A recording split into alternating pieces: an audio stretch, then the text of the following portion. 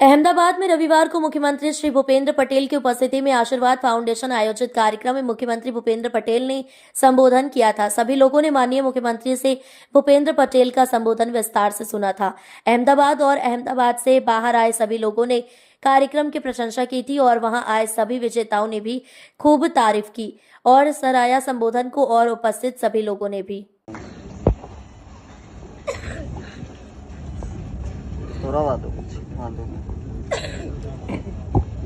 આશીર્વાદ ફાઉન્ડેશન આયોજિત ધરતી રત્ન એવોર્ડ કાર્યક્રમમાં આપણી સૌની સાથે મંચ ઉપર ઉપસ્થિત પૂર્વ મુખ્ય ન્યાયાધીશ શ્રી કલ્પેશભાઈ ઝવેરી, આશીર્વાદ ફાઉન્ડેશનના પ્રમુખ શ્રી આર.એસ. પટેલ, ગુજરાત સાહિત્ય અકાદમીના અધ્યક્ષ શ્રી ભાગ્યેશભાઈ ઝા, આશીર્વાદ ફાઉન્ડેશનના trustee doctor K M. Patel, secretary Shri Kanubhai Detroja, સમારંભના દાતા શ્રી વડીલ મુરબ્બી મહેન્દ્રભાઈ શાહ, આમંત્રિત સર્વે મહાનુભાવ, પ્રેસ મીડિયાના મિત્રો, સૌને મારા નમસ્કાર। કેમ શાંત એકદમ થઈ ગયા?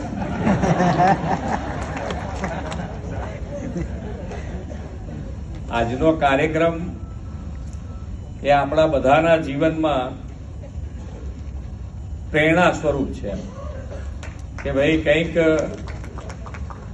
જે પ્રમાણે અત્યારે અહીંયાથી મારા આગળના વક્તાઓએ કીધું છે, ઘણું બધું કીધું છે, એમાં એક લીટી વધારે અને ચોખ્ખી કહીએ તો અત્યારે બધાનો જે દોટ મૂકી છે એ પૈસા પાછળ મૂકી છે, સ્વાર્થ પાછળ જ મુકાઈ ગઈ છે ને એમાં તમે આ કામ કરો છો એટલે પહેલા કદાચ 30 વર્ષ 40 વર્ષ પહેલા કદાચ આ કાર્યક્રમ થયો હોય તો એની જે વેલ્યુ મૂકીએ અને આજે આ કાર્યક્રમની વેલ્યુ મૂકીએ તો ઓછામાં ઓછો જેને કહેવાય કે 100 ગણો ફેર છે, 100 ગણો ફેર।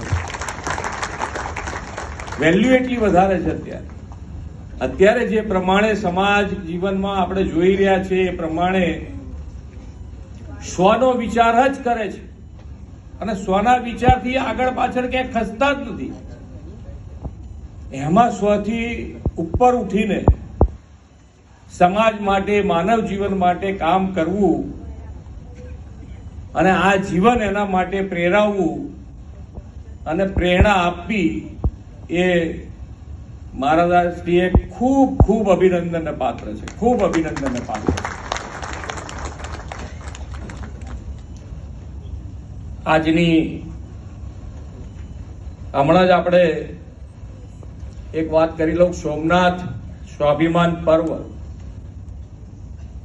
હમણાં જ માનનીય વડાપ્રધાન શ્રીએ આપણી શ્રદ્ધા, આપણી વિરાસત, આપણી સંસ્કૃતિ 1000 વર્ષ પહેલા મંદિર અને મંદિરને તોડવા માટેના કેટલાય પ્રયત્નો થયા પણ છતાંય આજે એ સ્વાભિમાન સાથે સોમનાથ દાદાનું મંદિર આપણી સમક્ષ ઊભું છે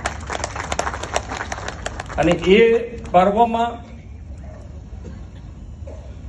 એક વાત એમણે એવી પણ કરી કે આપણી સંસ્કૃતિ જે છે એ જીવમાં શિવ જોવાની સંસ્કૃતિ છે અને જીવમાં તમે શિવ જુઓ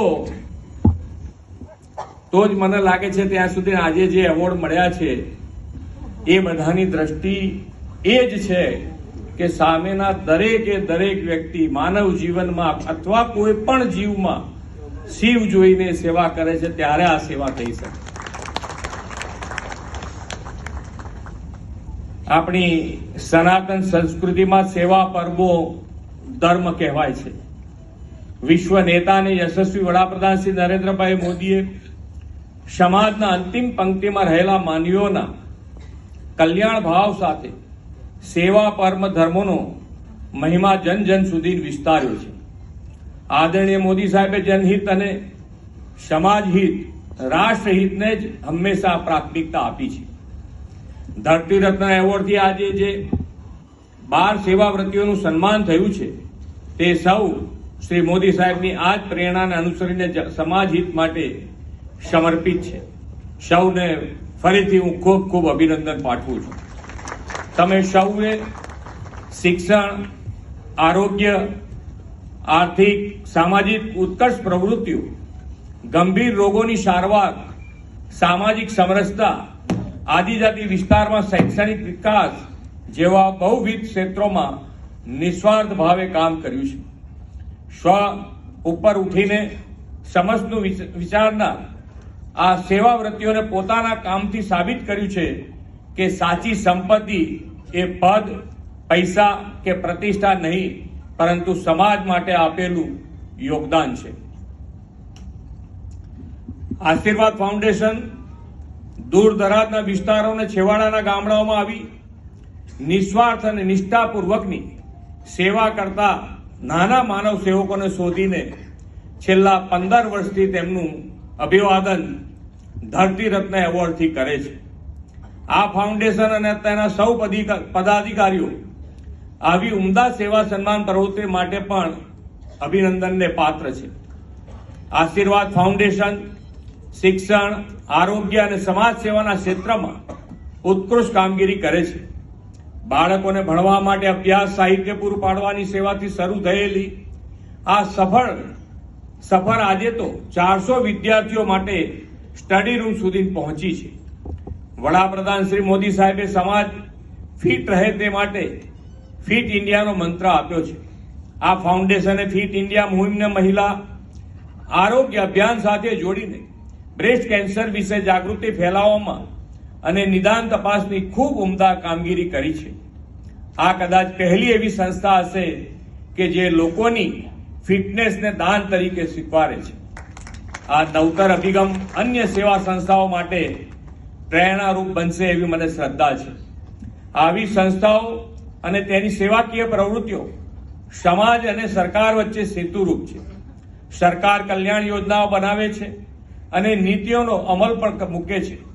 આ બધાનો લાભ જરૂરિયાતમંદ અને છેવાડાના લોકો સુધી સુપેરે પહોંચે તે માટે સરકારી નેટવર્કની સાથે સેવા સંસ્થાઓ ખભે ખભો મિલાવીને તેને વધુ સફળતા અપાવે છે. આવી ઉત્તમ સેવાઓના સંવાહક બનવાની અને જન સેવા માટે સમર્પિત થવાની ઈશ્વરે સૌને તક આપી છે. આપણને પરમાત્માએ માનવ અવતાર આપ્યો છે તો તેનો એક ચોક્કસ ઉદ્દેશ પણ છે. આ સંસાર રૂપી સાગર તરવા માટે માનવ શરીર નામની નૌકા આપણને મળી છે. ગરીબ અને જરૂરિયાતમંદ માણસોને નિસ્વાર્થ સેવાની પરમ શાંતિની અનુભૂતિ થાય અને નિસ્વાર્થ સેવા એ જ તો માનવ સભ્યતાની બુનિયાદ છે. ગુજરાતે તો હંમેશા સેવા, સંવેદના સાથે આપદ ધર્મ નિભાવવાની સહકાર પરંપરા જાળવી છે.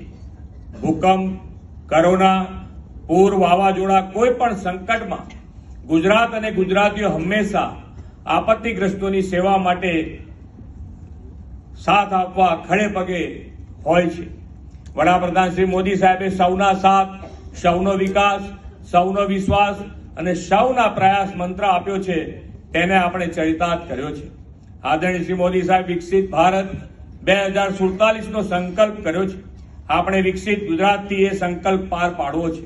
એ માટે સરકાર, સેવા સંસ્થાઓ, સેવાવ્રતીઓ અને સમાજ સૌ સાથે મળીને સમૃદ્ધ, સંવેદનશીલ અને સમૃદ્ધ ગુજરાત, સમૃદ્ધ ભારત બનાવીને એ જ અપેક્ષા સાથે વિરમું છું. ભારત માતા કી જય. વંદે માતરમ. જય જય ગરવી. ખૂબ ખૂબ આભાર માનનીય મુખ્યમંત્રી શ્રી.